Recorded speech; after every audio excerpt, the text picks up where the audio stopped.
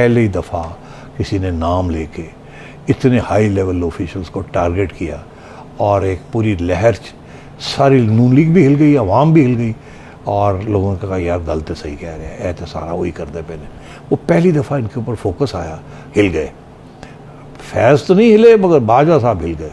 और उस वक़्त फिर फ़ौज के अंदर एक बेचैनी शुरू हो गई कि शायद हम इमरान की तरफ बहुत आगे बढ़ गए हैं और वो डिलीवरी भी नहीं दे रहा और अब हमें अपोजिशन भी गालियां दे रही है। और ये भी वाज़े हो गया था कि ये कामा के ऊपर डिस्क्वालीफाई करना, सुप्रीम कोर्ट भी बदनाम हो रहा था, साकिब निसार भी बदनाम हो रहा था, आसिफ खोसा भी बदनाम होना शुरू हो गया मीडिया के अंदर। तो ये सारी चीज़ें शुरू होने हो गई थी। तो उस स्टेज पे फिर ये मेरा ख्याल है ये फ़ैसला 2021 में बाजवा साहब कहते हैं कि हमने फरवरी में इंस्टीट्यूशनल फ़ैसला ये किया कि हम थोड़ा दूर पीछे हटना चाहते हैं। और जब ये पीछे हटे तो उस वक़्त क्या हुआ, उस वक़्त ये हुआ कि सेनेट के इलेक्शंस थे। सेनेट के इलेक्शंस के अंदर यूसुफ रज़ा गिलानी जीत गए और इमरान खान का कैंडिडेट शेख साहब जो फाइनेंस हफीज़ शेख साहब वो हार गए। इमरान खान ने इल्ज़ाम लगा दिया इन पर, कहा ये क्या हुआ, आपने तो मेरा कैंडिडेट जिताना था, तो आप पे तो कैमरे लगाए हुए हैं, ये किया हुआ है, वो किया हुआ है, जनरल फैज़ ने सब कुछ किया हुआ था।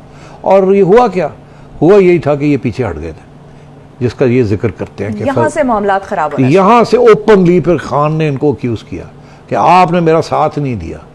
तो यहाँ से फिर मामला थोड़ा ख़राब होना शुरू हुआ, जिसका जिक्र उन्होंने किया, बताया नहीं वजह क्या थी, वजह ये थी सेनेट इलेक्शंस के। और उसके बाद फिर आगे जाए तो वो जनरल फैज़ के ऊपर इशू बन गया कि आपको पता है कराची के अंदर जो मरियम के बेडरूम के अंदर वो इशू था, वो भी ISI की तरफ से हुआ था, वो भी एक बैकफायर किया, बड़ा सीरियसली बैकफायर किया। और फ़ौज के अंदर लोगों ने ये कहा कि यार ये क्या कर रही है ISI, हम ऐसे काम तो नहीं करते। और वो ज़ाहिर है नून लीग ने काफ़ी उसको एक्सप्लॉइट किया, बड़ा शोर शराबा हुआ, देखें जी क्या हो रहा है, क्या जनरल फैज़ की पोजीशन कमज़ोर हो गई, उस वक्त DGC थे, ये कमज़ोर हो गई। फिर इनको ISI बनाया गया जब चीज़, तो उसके अंदर भी कुछ फ़ौज के अंदर लोग थे जो समझते थे कि ये नहीं होना चाहिए। मगर उस वक्त तक जनरल फैज़ और बाजवा साहब का जो एम्बिशन थी और जो आगे जाने का जो रास्ता था उस वक्त तय हो चुका था। फिर पीछे हटना पड़ा। जब पीछे हटना पड़ा 2021 में पीछे हटना पड़ा तो उस वक्त फिर ये जनरल फैज़ के ऊपर इशू बना। जनरल बाजवा ने कहा कि इनको अब ISI से हटा के, और ये फ़ौज का इनके अंदर जो लोग थे सीनियर जनरल्स, उनका ये था कि फैज़ को हटाओ यहाँ से अब। और तो इन्होंने जाके कहा कि इनको हटाना, इनको कोर में डालना है हमने। और इमरान खान ने कहा नहीं, क्योंकि उनको पता था कि अगर जनरल फैज़ चले गए तो मेरा कौन साथ देगा, मैं तो उड़ जाऊंगा, मेरे पास तो बंदे कोई नहीं है, ये नहीं है, वो नहीं है।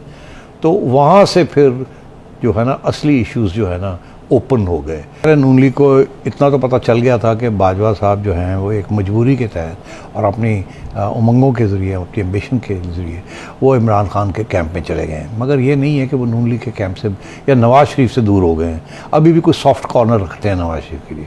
और यही इसी किस्म की इशारा भी हुआ था जनरल बाजवा की तरफ से कि अगर आप मुझे सपोर्ट करेंगे तो मैं मतलब है कि मैं न्यूट्रलिटी की तरफ जाने की कोशिश करूँगा। अगर इनको ये पता ना होता तो ये कभी ना करते। तो नून लीग को भी फिर शहबाज शरीफ साहब ने और ख्वाजा आसिफ साहब ने आके नवाज शरीफ को समझाया कि आप हमें चाहिए गेम में रहने के लिए लचक का मुजाहिरा करें, लचक का। और ये कि अगर हमने इसको अपोज किया तो फिर को तो ये बिल्कुल ही बाजवा जो है ये वो चला जाएगा उधर, हमारे लिए गुंजाइश ही कोई नहीं होगी। आगे बड़ी अभी कशमकश होनी है इसके, और फ़ौज के अंदर भी कुछ थोड़ी सी बेचैनी है कि इमरान खान डिलीवरी नहीं दे रहा, हालांकि सपोर्ट भी बढ़ा है मगर। और बाजवा को आइसोलेट ना करें, उसके साथ रब्ता रखें, ये ना हो कि उसके साथ भी रब्ता ख़त्म हो जाए और फिर फैज़ फुली पावरफुल हो जाए, फिर तो बिल्कुल हम फारग हो जाएंगे। तो और इसको एक्सटेंशन तो मिल ही जानी है, तो उससे बेहतर ये है कि हम भी सपोर्ट करें ताकि हमारी गेम जो है अगर हमने आगे चलानी है तो इसी के ज़रिए चलानी है, तो कोई रास्ता तो रहे। नहीं तो अगर हमने इसको अपोज किया तो फिर तो सारे दरवाजे बंद हो जाएंगे।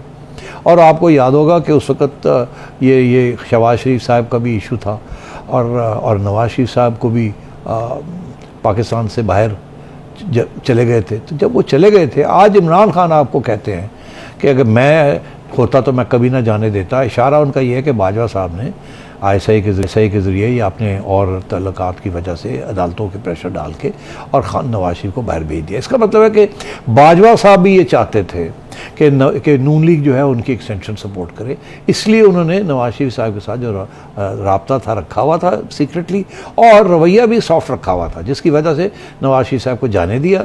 और शहबाज शरीफ साहब जो थे उनके साथ भी बिहाइंड द सीन्स बातें शुरू हो चुकी थी कि भाई, और वो तो जाहिर है बाजवा साहब तो चाहते थे कि किसी तरीके के साथ मैं कंट्रोवर्शियल ना बनूं, इनको मैं कुछ ना कुछ क्रम्स देता रहूं ताकि उम्मीद रखता रहूं ये रखें, ये ना हो कि ये भी मेरे ख़िलाफ़ बोल जाए। वो स्टेज आई जबकि बिल्कुल जब पता चला नवाज शरीफ साहब को कि उनके साथ हाथ हो गया और ये जो एक्सटेंशन वाला फैसला था ये तो उनके हक़ में नहीं गया, और बाजवा साहब तो बिल्कुल इमरान के साथ लग गए हैं। तो फिर जब वो आपको याद होगा कि नवाज शरीफ साहब ने फैज़ का नाम लिया और जनरल बाजवा का नाम लिया एक जलसे में और कहा कि ये देखें ये क्या कर रहे हैं, तो नवाज शरीफ साहब भी मेरा ख्याल है फील कर रहे थे कि बिट्रेयल, भाई आपने हमने आपको एक्सटेंशन दिलवाई, आपको हमने चीफ बनाया, आपने मुझे निकाला भी, इसका ये मतलब था कि कुछ बातचीत चल रही है कुछ, तो अब आपने जाके तो बिल्कुल अबाउट टर्न करके बिल्कुल ही इमरान खान के साथ हो गए और अब हमारे लोगों को जेलों में डाल रहे हैं। आपको याद होगा खान ने फिर शुरू कर दिया तो सबको जेलों में डालना, और जो अंडरस्टैंडिंग हुई थी वो ये थी कि नवाज शरीफ साहब चले जाएंगे और उसके बाद मरीम भी चली जाएंगी, मगर मरीम को रोक लिया खान साहब ने, और लंदन में ये थी कि यार ये क्या हुआ। तो फिर वो सॉफ्ट कॉर्नर उस वक्त बाजवा साहब का कहाँ गया? हाँ, कि आप तो सपोर्ट नहीं कर रहे, मैं तो इनको सबको अंदर करना चाह रहा हूँ और आप इनको अदालतों के ज़रिए इनको छुट्टी मिल रही है। इशारा यही था कि आप अदालतों को कह रहे हैं, नहीं तो मैं जब कहूँ तो वो अदालतें तो मेरी बात मानेंगी। मगर और नैब का भी यही था कि नैब जो केसेस थे वो जा कहीं नहीं रहे थे। अभी भी खान साहब इल्ज़ाम लगा रहे हैं कि नैब इनके पास थी, मेरे पास तो नहीं थी, कुछ भी नहीं हुआ, ये नहीं, इन्होंने सपोर्ट नहीं किया। तो वो इल्ज़ाम जो है उसमें कुछ वज़न है। बाजवा साहब की अपनी जो पर्सनल एम्बिशंस थी और जो ओरिजिनल सॉफ्ट कॉर्नर था नवाज शरीफ के लिए वो बरकरार रहा। दोनों चीज़ें साथ साथ चलती रहीं, और यहाँ तक कि जब नवाज शरीफ साहब बाहर गए, मगर उसके बाद फिर इमरान ने रोक लिया, मरीम को नहीं जाने दिया। तो उस वक़्त फिर ये ऐसे लगा नवाज शरीफ साहब को कि शायद एक अंडरस्टैंडिंग हुई थी कि आप ये विच हंट नहीं करेंगे, आप रोकेंगे। वो तो हुआ नहीं, आपने मरीम को भी रोक लिया। तो फिर गुस्से में फिर मियाँ साहब ने कहा बहुत हो गया, इन्होंने अटैक किया। जब वो अटैक किया तो ये सारा GSU हिल गया।